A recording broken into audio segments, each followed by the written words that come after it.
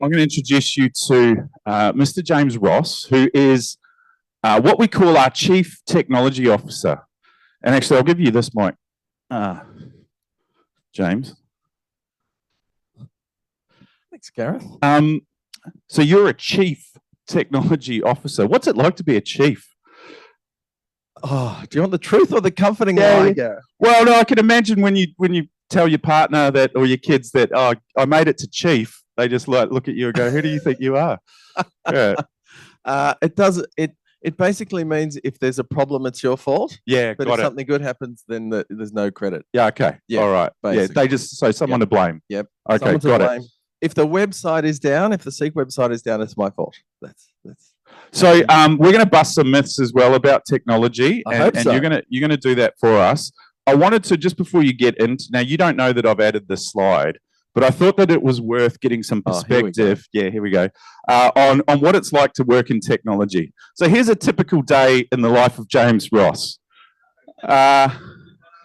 So tell us about that photo, James. Where are you? What are you doing? This is what passes for work at Seek. There's a fundraising battle of the bands in the tech community in Melbourne, and Seek is part of that.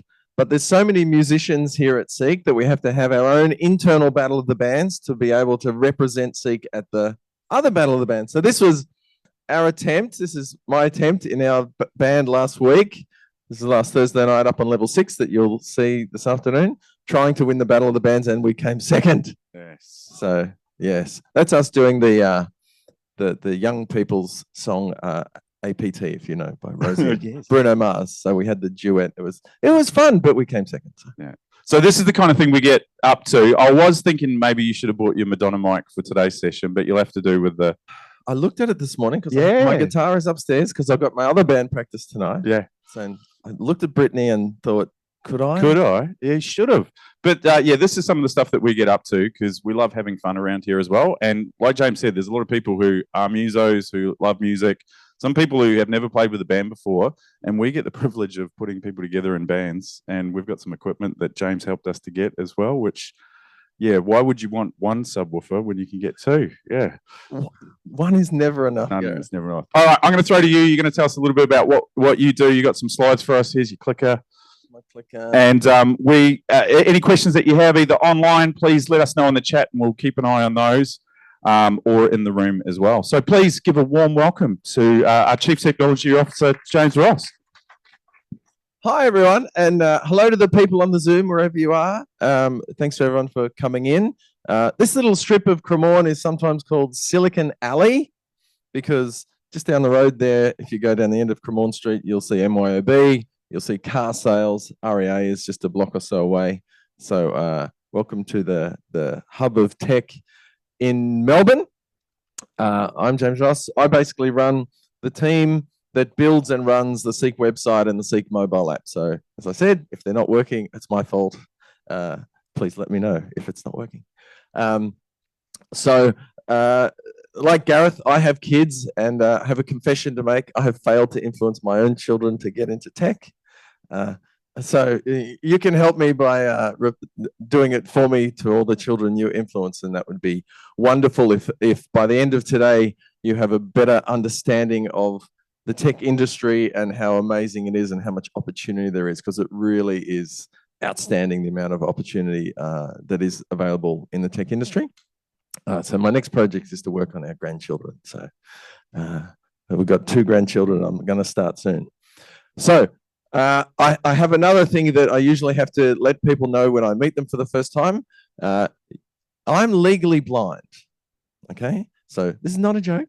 I will tell jokes, but what you need to understand is that if I tell a joke and all you do is smile, I can't tell. You have to laugh. Okay, see, it works. And if you want to get my attention, you can't be timid about it. You have to actually get body movement happening. So, and you have an advantage over me, which is you can read my slides and I can't. So every now and then I'll wander up and say, what did I say on this slide again? And I'll have a look. So that's me. So we'll zoom right out and talk about the tech industry just very, very broadly. What even is it? what's the modern tech industry?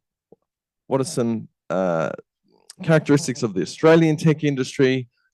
Then we'll talk about Seek as a typical, good example of a tech company. Then we'll look at what Seek's data as an employment marketplace tells us about employment in tech. And we'll bust some myths about careers in tech and talk a bit about, the mindset we think we need our children to have if they're going to succeed, which is very, very important. So let's get started. Someone will watch the time because I tend to rabbit on. Feel free to interrupt, ask questions as we go.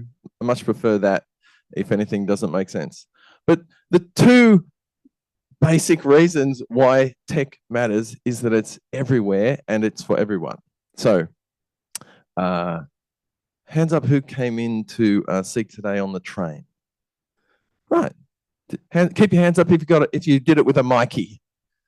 Right. Do you think there's tech in your Mikey? You know what the tech is inside the Mikey? It's an RFID tag. And that's a very cool bit of tech because how do you get that to work with no power? There's no battery in a Mikey. So how does it work? Same as an e-tag. Who's got an e-tag in their car? Who drove in and spent some money via your e-tag? A very reasonable amount of money, I'm sure, from Transurban. Same tech in there. How do they work? They don't have a battery, right? They work by a radio beacon being sent to it, and it echoes back, just because of the way it's designed, it echoes back a radio signal in the same way that radar works, right? The way radar works, throws a radio signal out, if something bounces back, it says, oh, there's something out there. That's how it works. So you haven't even made it to the start of your day without interacting with very high technology. Did anyone buy a coffee today before you realized there was free coffee at Seek? Did you pay cash for it? Can a normal human please respond to my question? You bought a coffee? How did you pay for it? With a card, okay? It's got the same sort of chip in it. Anyone pay with a phone? Hands up who's carrying a smartphone in your pocket. These things are among the most complicated things that humans have ever created. They literally are. There's only one factory in the world that can make the chips that go into this. You might have heard about it because there's a lot of angst about Taiwan at the moment because the only factory in the world that can make those chips is in Taiwan. And there's no longer any single human being that can understand how they work completely. We passed that threshold probably 15 or 20 years ago. There's no single person who understands how all of that works. It's too complicated. Way more complicated than an airplane. Way more complicated. If you just count the number of things that have to work for it to work, it's orders of magnitude more complicated than things we typically think are as complicated. So it's just everywhere. But the good news is it's also for everyone. It's not just for geeks like me. I am a geek, but it isn't just for geeks. It requires creative people, collaborative people, people who can organize other people to do stuff. So when you think about any kind of tech product you interact with, whether it's a phone or a website or a Mikey or anything, every bit of tech that you come into contact with had to be conceived, designed, built, tested, put out there, managed while it's out there. And the skills across that life cycle of tech is immense. So it starts with the people that Gareth was talking about. We have big strategy team, and they're not geeks. They are people with MBAs. They're business people, strategy people. So they're looking at the competition and working out what to do. And then they say, we think we should vaguely head in this direction. And then we have people who are product managers, user experience designers.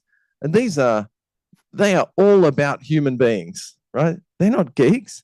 They go and research what humans are trying to do in the real world. They're trying to get a job.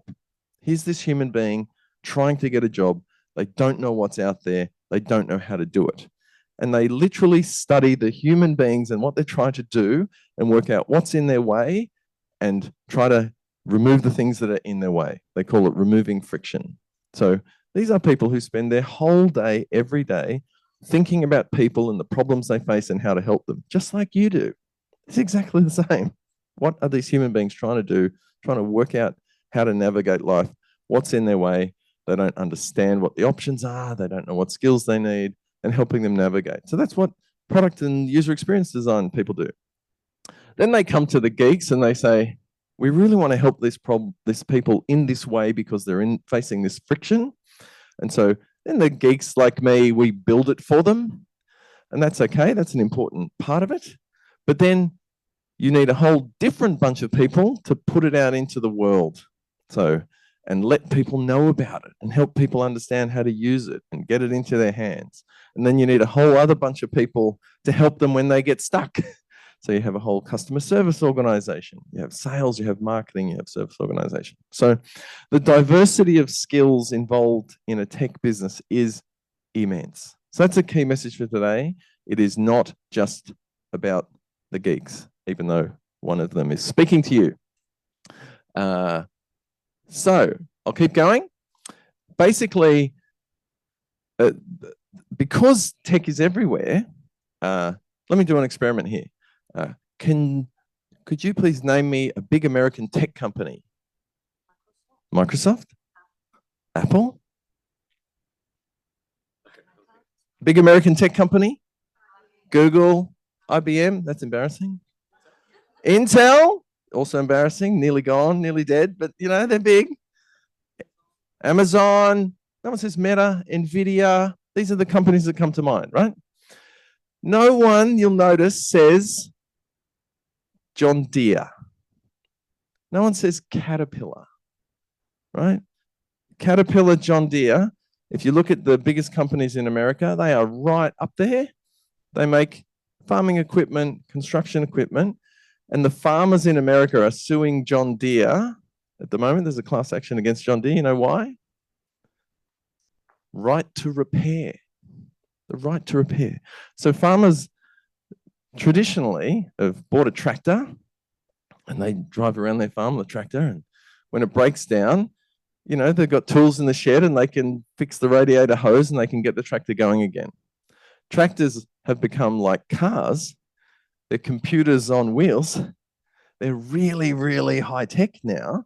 So the farmers basically can set the tractor up. There's a lot more autonomous driving of tractors, is my understanding, than cars. We're still waiting for autonomous driving cars to become a reality, but it's been a reality in agriculture for a long time because it's private property. There's fewer rules, right? So you have a tractor these days and it'll have GPS and you can map out the field you want it to go and scatter the seed or harvest or whatever it's harvesting, and it'll just go and do it. The problem is they're so complicated now that the farmers can't repair them, right? So John Deere is an extremely high-tech company worth hundreds of billions of dollars. So is Caterpillar. So the point is that most people who work in tech, this is this statistic here, 62% of people, I think it says, I can't read it, something like that. 62% of people who work in a tech role don't work in the tech industry, the industry you think of, the Googles, the Amazons, the Microsofts. That's not where they are. That's the minority of tech roles are traditionally in tech companies. It's the same here in Australia. If you think of a tech company, you think of Seek, you think of Culture Amp, if you've heard of Culture Amp, car sales, realestate.com.au, Domain. You think of these companies and we call them digital native businesses. And that's right. We are tech companies. We don't have factories. We don't have production lines. We don't have warehouses. We just have a website and a mobile app. That's it. So we're tech companies. But, you know, if you ask people what industry do they think the Commonwealth Bank is in, they'll say the finance industry. But I promise you, there are more tech people at the Commonwealth Bank than there are at Seek. Way more. Way more. They would have more people just using AI to work out how to prevent fraud than we would have working on our website. Right? There's way more tech happening in industries, in businesses that people don't think of as tech. So even in an industry like finance, what have the banks been doing for the last 20 years with their branches? Have they been opening more branches? No.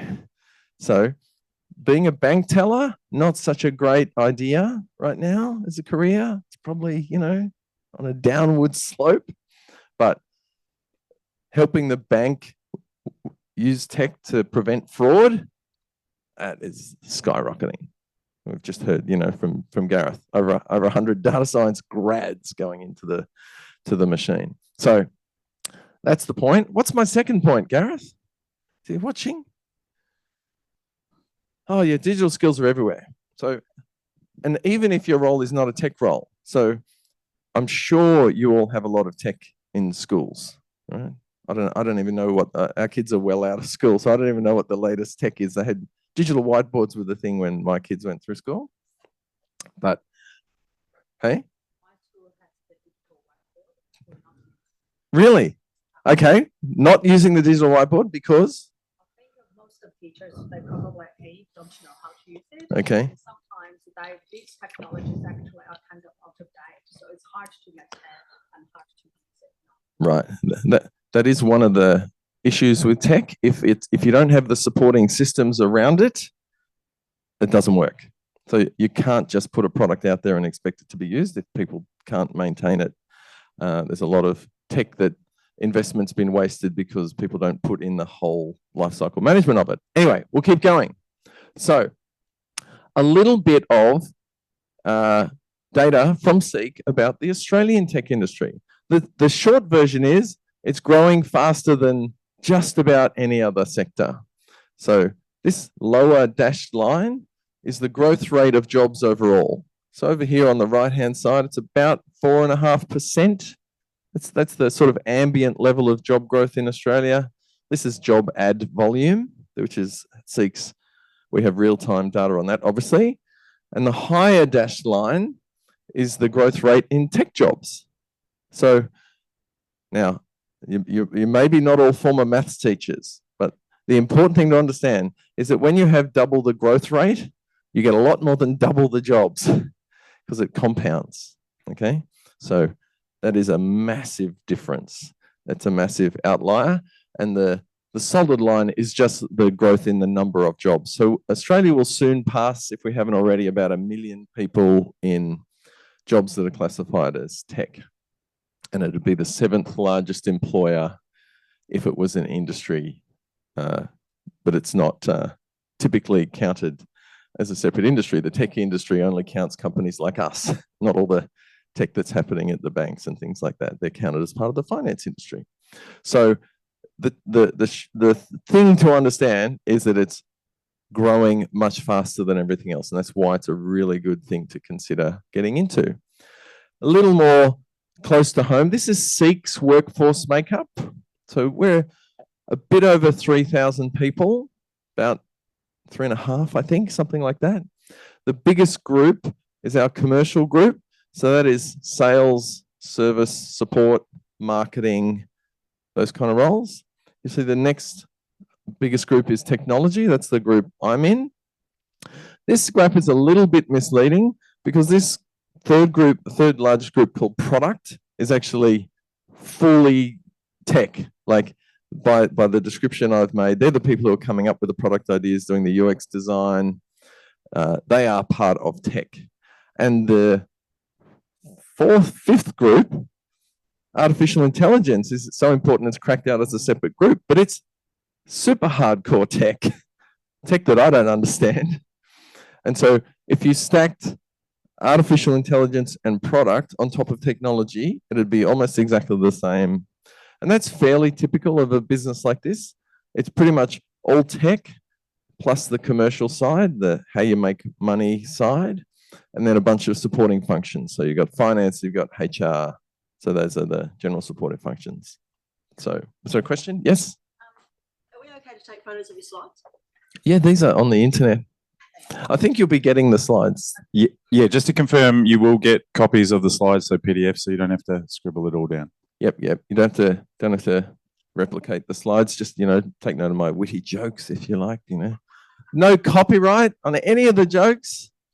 So, and so if you stack technology, product, and AI, and you get a bar of about 1,500 people, just to give you a sense of scale, about 600 of those are what we'd call engineers. So software engineers, data engineers, platform engineers, there's other kinds of engineers, but basically software engineers are about 600 out of 1,500, so about 40%. So the majority of people in tech roles are not programmers. That's the point. They're all these, now they are the single largest group. There is no other group that is 40% of that number. And so what that means is there's this huge diversity of other roles, huge. And my last slide will be just throwing up some of the job titles. Jobs you've probably never heard of. User experience designer and go-to-market manager and all these things you probably never heard of. But huge diversity of roles that actually make up the majority of tech roles. The majority of tech roles are not programmers. I want you to remember that. Okay, this is a graph of the job market, the employment, the demand for employees over the last 5 years. And it's been a roller coaster. Anyone want to guess why? The pandemic.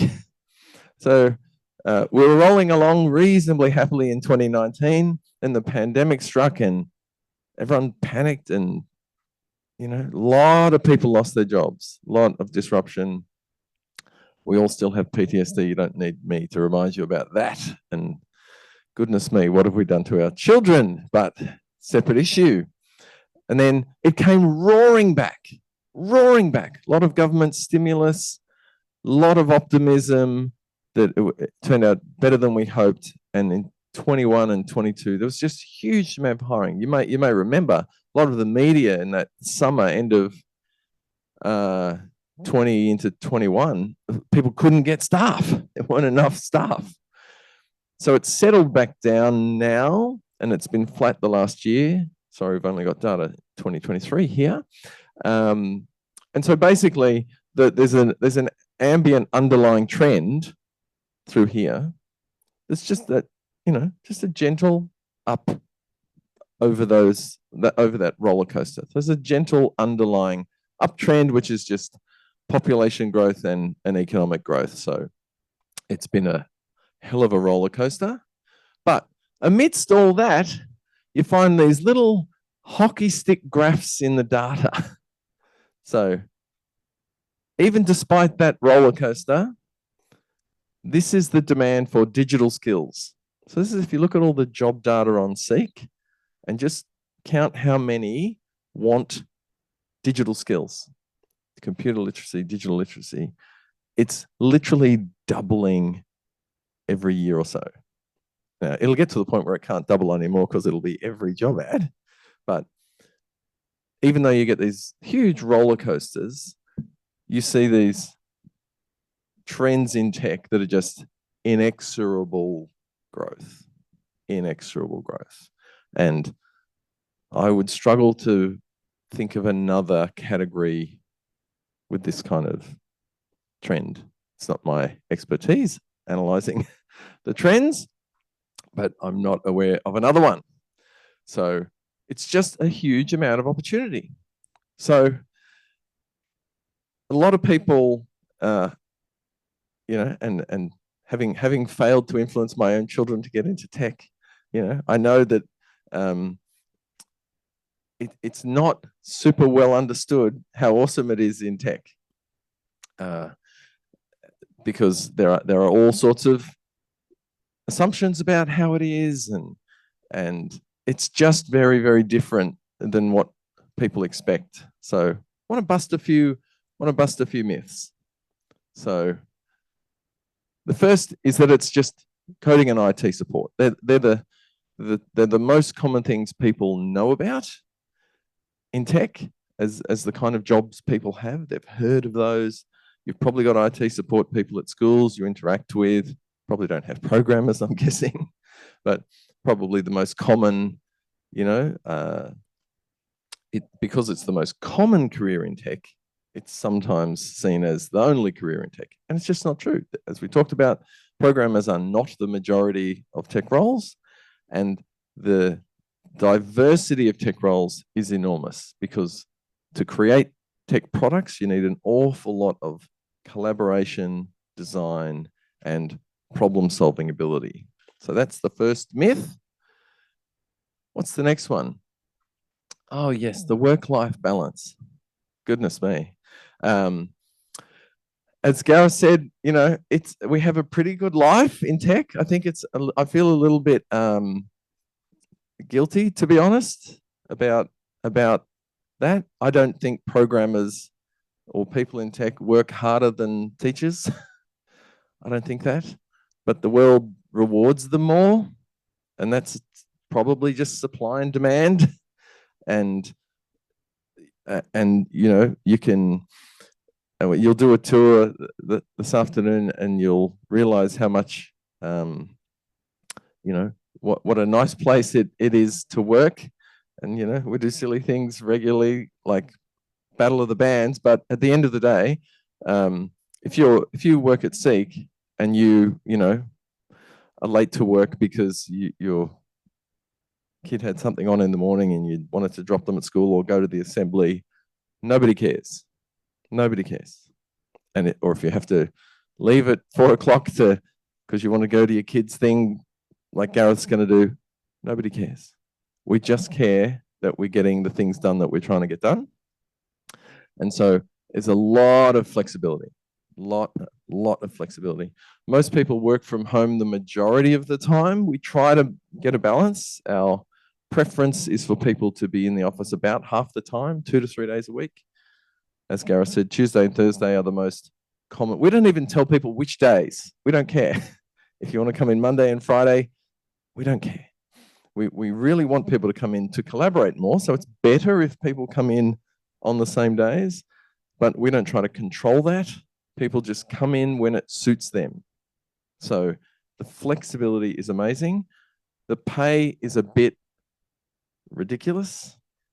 It's a bit, people with 2 years experience, you'll hear more about this. I think they'll talk about it later in the day. But, it's only a couple of years experience in tech jobs and you're into 6-figure salaries. It's really, it's crazy that more people aren't flocking to tech. So the flexibility and the remuneration is amazing. And then I've talked about this, there's a myth that it's impersonal, that it's just people staring at a screen all day.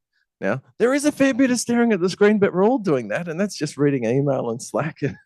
But my typical day is 5 to 6 hours of meetings with people.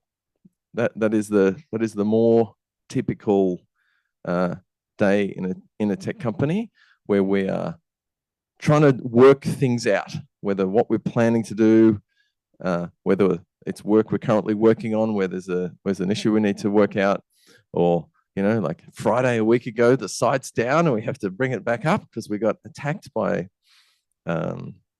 people on the internet, which is just part of the daily life in tech, unfortunately.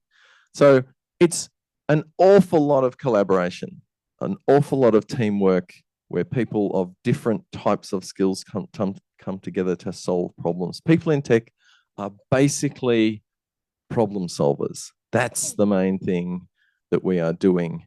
And there doesn't seem to be any shortage of problems, so we'll keep going trying to solve them. How am I going for time here? Not too bad. I want to get to Q&A as soon as possible. So what's the mindset we need? If I was going to vote 2 things onto, every child's list of attributes for my own children or grandchildren or any child, I want them to have curiosity, and I want them to have resilience, because the curiosity pulls you forward, and the resilience helps you when you get knocked back. So you've always got to be pulled forward in tech, because it's changing all the time. So I started my first job as a professional programmer in, who wants to guess? 18, no. Oh my goodness. Thank you so much. 1987. 1987.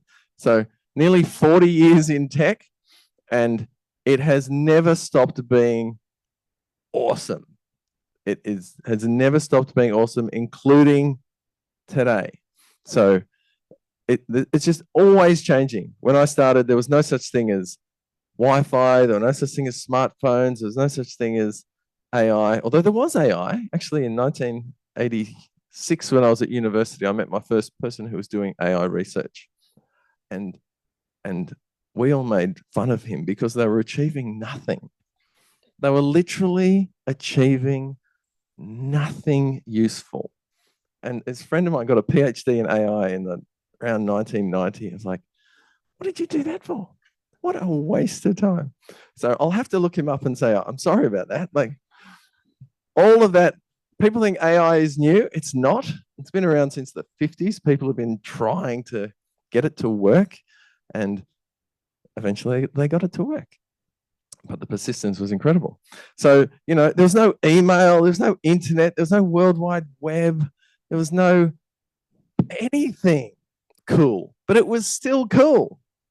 And just these Christmas holidays just gone by, I haven't, even though I grew up as a programmer, I haven't written code for a living for years. My days in meetings and email, and, you know, it's a management job, but being a CTO, it's not a programming job. It's not even a technical job anymore. But over Christmas, over my holiday, you know, I spent time looking at some of these new AI coding tools, and they are awesome fun. And I've written more code in the last 3 months than I have in the last 15 years because these new tools make it possible and make it fun again. Because when I was a kid, if you wanted to learn a new programming language, you had to get the book out and start from scratch and go, okay, how do I do hello world in this language? And they're just all arbitrarily different. There's no good reason why doing it one way is right and another is wrong. They're just different. They just have to learn the ways of each programming language. And I grew up, I did C and C++ and Java and Ruby and then management. And all the hip people these days, all the data scientists use a programming language called Python. And I never learned Python. I don't know the first thing about Python. Not the first thing. And could not be bothered cracking open a book about Python and learn to write Python. It's not happening. I could not be bothered. I'd rather play guitar. But with these AI coding tools, I can say, I kind of have this idea for a program. Can you give me a first cut of that in Python? And it says, sure thing. And as a programmer, I can read the code well enough to understand it. I couldn't write it myself, but I can understand it. And I can see what it's doing, and I can run it. And so now I'm completely confident writing little programs in Python that I never would have been otherwise. And this is just incredibly exciting for me because I always loved programming and I fell out of it. And now I can have fun with it again. So the point is, tech never stops. The frontier just keeps moving, and there's always something. If you're curious, if you're willing to try stuff, and if you don't mind when stuff doesn't work, because most stuff doesn't work, then you'll have an absolutely fabulous time. And yeah, there's just such an incredible range of roles in such an incredible range of industries, and it's growing so fast. I would honestly like to hear from you at morning tea what your ideas of something better than tech are. Like I'm genuinely interested. I'm genuinely interested because I really want to know. And so this is just a word cloud of all the job titles at Seek. You'll see that senior software engineer is the biggest thing there because that's the largest single group.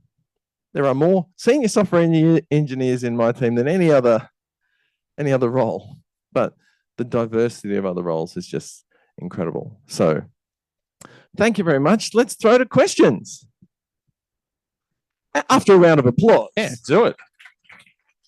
Hey, James, can I just ask you, just while you're thinking about your question, and we'll just hand around the mic so people online can hear us as well.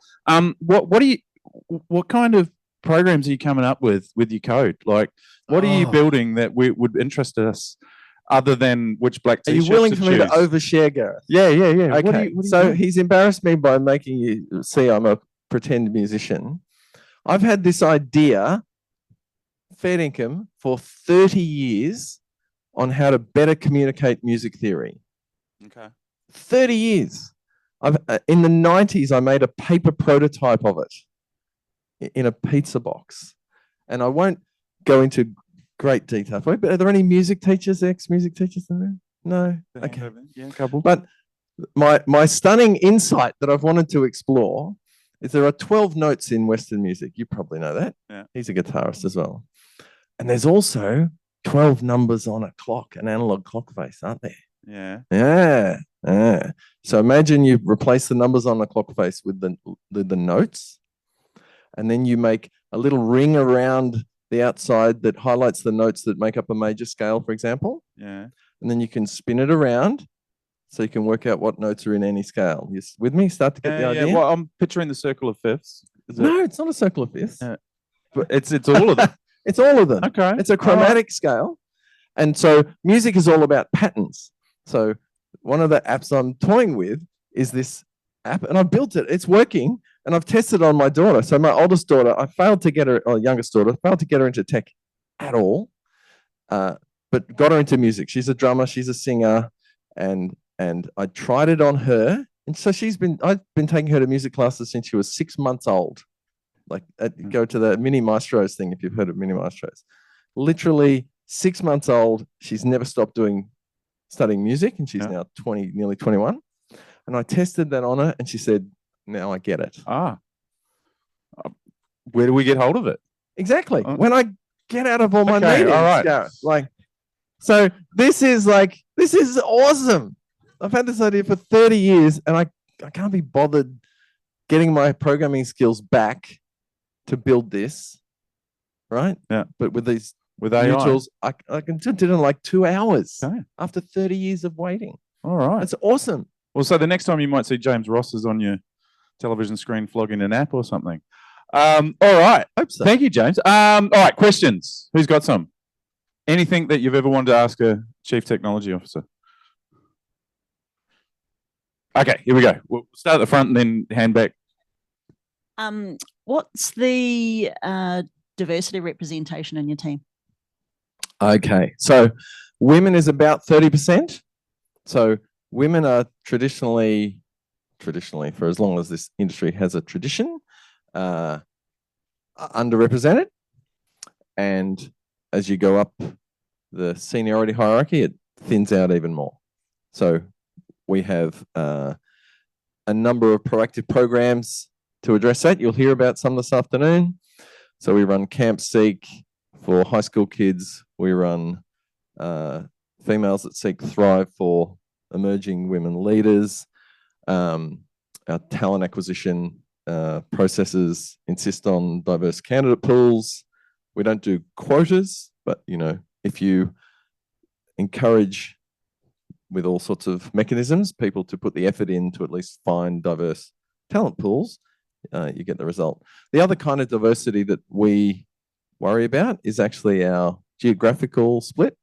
So it doesn't matter for your discussions today, but Seek has grown beyond Australia in the last 10 years or so. So everyone in Australia has heard of Seek, but if you're in Malaysia or Singapore or Indonesia or the Philippines, you've never heard of Seek, but you've heard of JobStreet, because JobStreet is the Seek of those countries.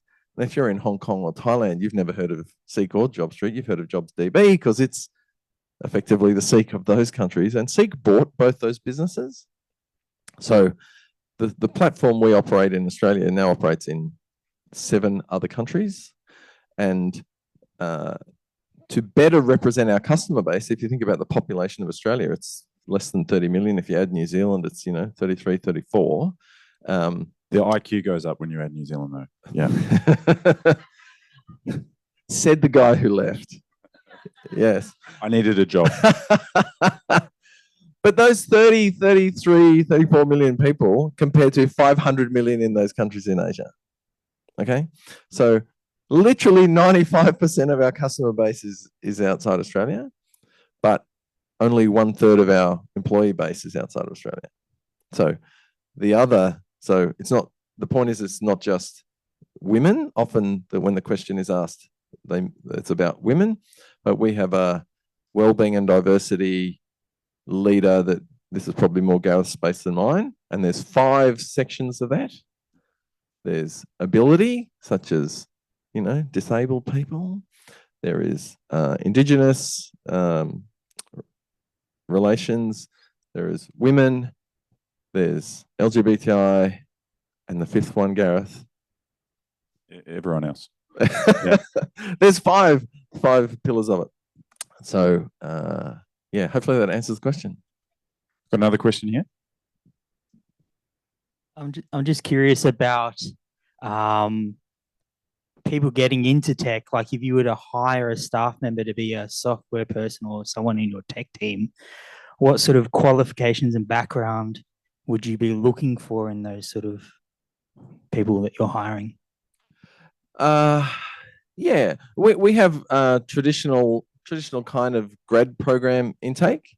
So every year we have a cohort in Melbourne, we have a cohort in Kuala Lumpur, which is our biggest office in Malaysia, and we run a grad program for software engineers out of traditional universities. So that is a very common path, but we don't require tertiary qualifications.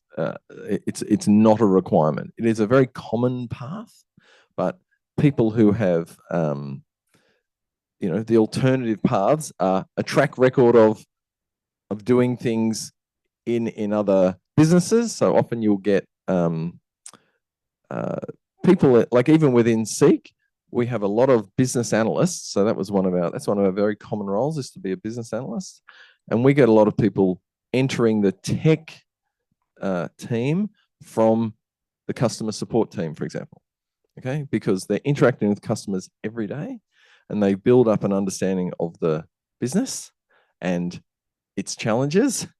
And so that is a great source of us and we've got quite a few people we've turned into business analysts and it's nothing to do with their qualifications. It's to do with their experience understanding the business. So there's an awful lot of coding boot camps now. So people can sign up and do a 3-month, I've never coded before.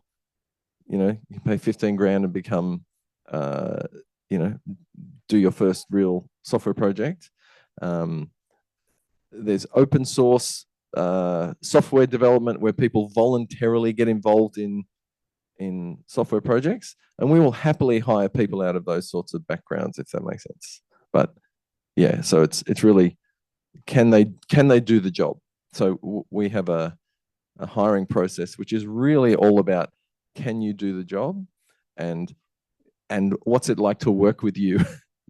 And it's really about our assessment of, can you do the job, and will you be a good collaborator is the main things we look for. Yeah, and we really search for, like, do you get excited about solving these problems? Because they're the kind of people that make a huge difference.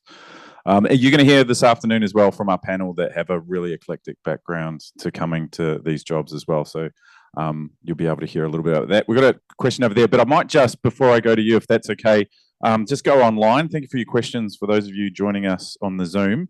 Dara's got a question around, I'd like to know the future for a software test analyst in IT. It's very specific, but I'd like to know the future of asterisk. I have no idea. Well, this is similar to another question Sarah's asked as well, because students are told not to go into tech because Gen AI tools will take over the world. Sorry, no, take over many of the tech roles, such as software developer, engineer. Yep. Should they be worried? Yes and no. So you should be worried if you don't like change, because change is going to eat you for lunch. It is just going to eat you for lunch. Like, if you fear it and run away from it, it will catch you and it will crush you like a bug. So yes, if that's your attitude. My view is that, I'll tell you a story. My brother-in-law has a very small business. He does import and export administration for people who are import and export stuff. Doesn't matter. It's a small business, employs 2 or 3 people. And he's been doing it for 30 years. And 20 years ago, he got a website built by some geeks, cost him $100,000 20 years ago, a lot of money for a small business. And that allows people to come to his website and get a quote for, I want to move this shipping container from Singapore to wherever, and give them a price on that. Okay. So imagine this small business with this website, and that's a source of a lot of his business. And you look, if I showed you this website, you'd go, oh my God, my eyes are burning. It's so bad, right? It's so bad. It looks like a 20-year-old website. So a year ago, he came to me and said, oh, you're a geek. Can you help me rebuild my website? I'm like, you gotta be kidding me. I haven't coded in 15 years. Like, no, go away. I couldn't, no, couldn't do it. And that was a year ago. I saw him a month ago and I said, I could fix your website now because now I've got AI. And he said, don't worry, I fixed it. I'm like, what happened? He said, I went out and got two quotes to fix my website. One was for $50,000. I'm like, ugh, can't do that. One was for $5,000. So he plonked down his $5,000 and got his fully refreshed website, because that person, young person, 21-year-old kid, no computer science degree, watched a few YouTube videos, worked out how to use these AI code tools and fix his website, and thinks $5,000 is happy days. So it is changing incredibly rapidly, and there will be, I can't tell you whether, like, we have 600 engineers now. We might not have 600 a few years from now. We might have less, we might have more, but I can guarantee that when people figure out that what they think used to cost them $100,000 now costs $5,000, there will be more demand created. That's what people don't understand. It is, yes, the banks will probably get rid of some software engineers. The big employers will probably employ less, and the small employers that greatly outnumber the big employers will employ 1, 2, 1, 2, 1, 2, 1, 2, 1, 2. So, and the change is one point I should have emphasized. When there is change, it is good for young people, because if everything had been the same in tech for 40 years that I've been in tech, if everything had stayed the same, and the kids starting today just had to learn what I've learned, it's going to take them 40 years, right? So they're almost useless at the start, and they'll just gradually build up usefulness until they know everything. But when there's change like this, all of the existing programmers are now got to start again. Got to start again. So the young people can come in, and this kid who built my brother-in-law's website, in 1 year will be ahead of 99% of the planet's software engineers. I guarantee it. Because they're all still trying to figure out what happened. So the change, like, go and try and hire someone with 10 years of ChatGPT experience. What is it? It doesn't even make sense. It's only been around for 2 years. Right? So when you get change, young people can be the leaders in the blink of an eye. So young people should want change and watch it and be curious about it and get in on it early, and they'll leave the rest of us behind. Anyway, that's my passionate All right, I think we had one more question over here. Did we? Could we get a mic over there? Yeah. Someone there? Hi. I just wanted to ask you what sparked your interest, and what would you recommend for young people to try it out and have a go to see if it's something that sparks their interest? Oh, that's a good question. I grew up in the, like, first became aware of computers in the late 70s, early 80s, just that very early PC, as we're entering the market, the first home personal computers you could buy. And I just had a couple of friends, kid next door had one, and a kid at school had one. And so they show you, and just mind blown. Like, it wasn't a voluntary thing. It's like, how the hell does that work? And just wanting to know how it worked and wanting to get it to make it dance, That was all that happened for me. Just exposure, accidental exposure. There were no computers at school or anything like that. And for kids today, it's almost the issue of an overabundance. It's like, what are you going to watch on TV tonight? It's like, are you kidding me? Like, you'd need to live 10,000 lifetimes to watch all the TV shows that have been made already. There's so much. It's the same with music. When I was coming up as a kid learning music, you had to go and get the book from the music shop and open it at page 1 and start doing it. Now there's so many educational resources on the internet, free guitar lessons galore.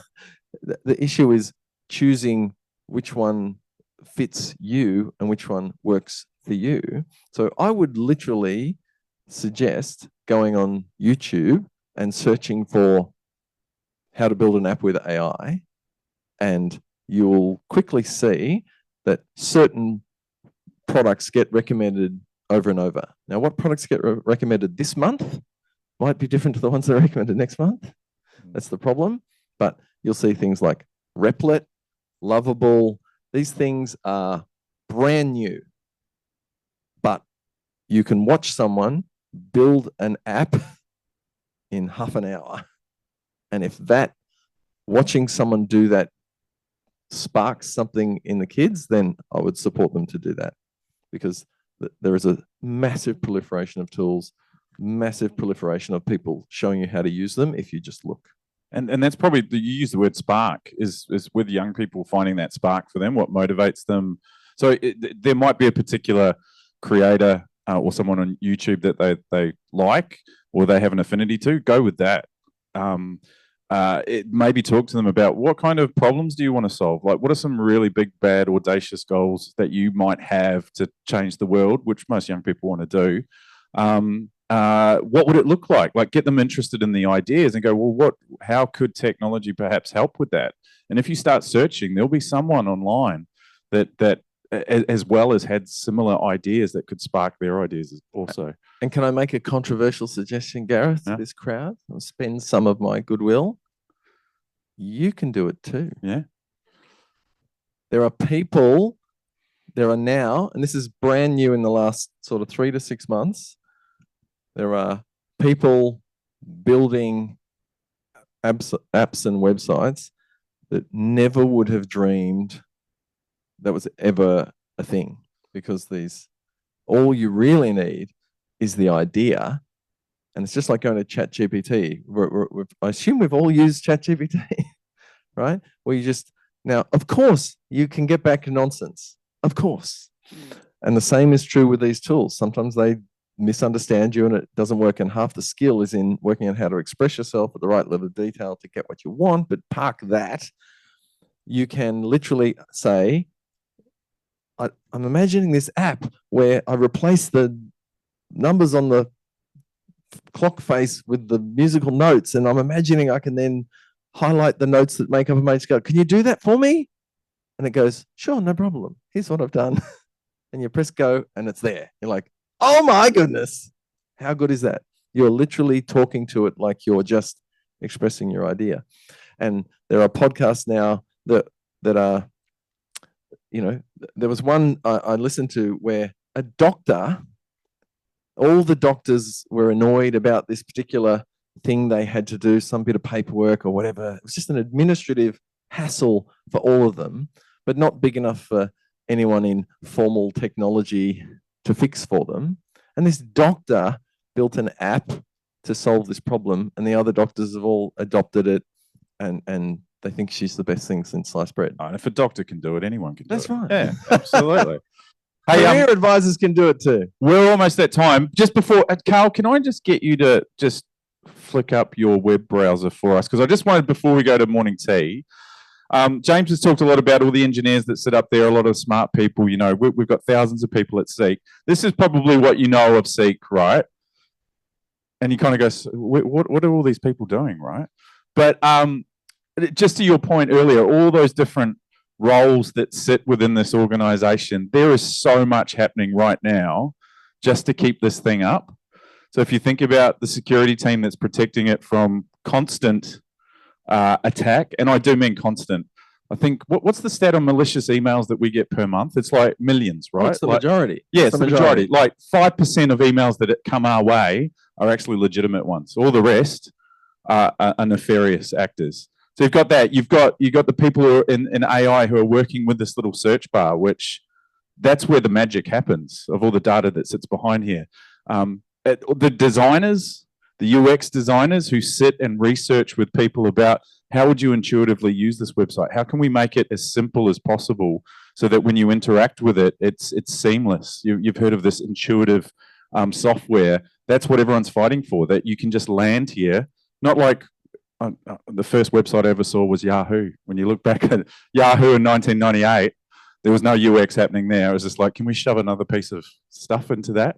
There is so much happening on this website in many different ways, which is what's happening upstairs there today. And James's team is a huge part of why this stays up. And it's also why when it goes down, he's the first person who gets the call of what's going on. So thank you so much for spending some time with us. James, you're going to stick around. And I'm going to stick around. Now, we got until 10:30. So for those of you online, we'll pick this back up at 10:30. So please, you can dial back in at that stage if you'd like to, or stay online. We've got some refreshments up the back for you. So please do help yourself. We're back here at 10:30. So we're going to make a start at 10:30, whether you're here or not. Bathrooms down the back. As we mentioned, if you do need to go outside, please see one of our friendly volunteers around the place. You'll notice them down the back. All of our volunteers are as well more than happy to have a chat with you about what they do at Seek. So find someone from Seek and have a chat about what their day-to-day looks like. And we'll see you back at 10:30.